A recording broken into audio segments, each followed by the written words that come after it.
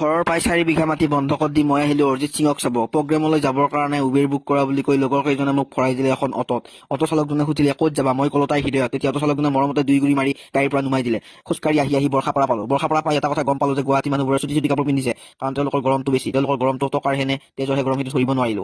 বৰ্ষাপাৰা ষ্টেডিয়ামত সোমাই আহি এটা কথা গম পালো যে বৰ্ষাপাৰা ষ্টেডিয়ামত এটা মহত্ব আছে। মহত্বটো হ'ল তাত ক্ৰিকেট খেলা পাতিলে বৰষুণ ধুমুহা সকলো আহে, কিন্তু কনচাৰ্ট বা প্ৰগ্ৰেম পাতিলে বৰষুণ নিদিয়ে বা ধুমুহাও নাহে। সেই কথাটো জানি মই এজন দৰ্শক কোৱাৰ লগে লগে দৰ্শকজনে মোক ক'লে, ফুকু খাবা নে চৰ? মই ক'লো চব খাম, কিন্তু মূলা ভাজা নাখাওঁ। মাজে মাজে অভাৰ লোডশ্বেডিঙৰ কাৰণে বৰ্ষাপাৰা ষ্টেডিয়ামৰ লাইটটো গুচি গৈছিল, যাৰ কাৰণে দৰ্শকবোৰে নিজৰ ফ্লাছ লাইটবোৰ জ্বলাই অৰিজিৎ সিঙক সহায়ৰ হাত আগবঢ়াইছিল। সেই দেখি মই বহুত আপ্লুত হলো। নিজৰ আন্ধাৰ জীৱনটো ৰঙীন কৰিবলৈ মই কনচাৰ্ট চাব গৈছিলো, কিন্তু ইয়াতো মাজে মাজে লাইট মাৰে, মাজে মাজে আন্ধাৰ হৈ যায় কাৰণে মই মনত দুখ পালো। গানৰ তালে তালে এনেকৈয়ে মই নাক, চকু, ফুৰ, দাঁত সকলো লৰাই আছিলো। খুব ভাল লাগি আছিল, কিন্তু কোনোবা লোকে মঞ্চৰ পৰা আমাৰ চকুত লাইট মাৰি আছিল আৰু মই চাৰিওফালে ধোৱা দেখা হৈছিলো, যাৰ কাৰণে মই মনত দুখ পাই তাৰ পৰা গুচি আহিব লগা হ'ল। গুড নাইট, বাই, থেংক ইউ।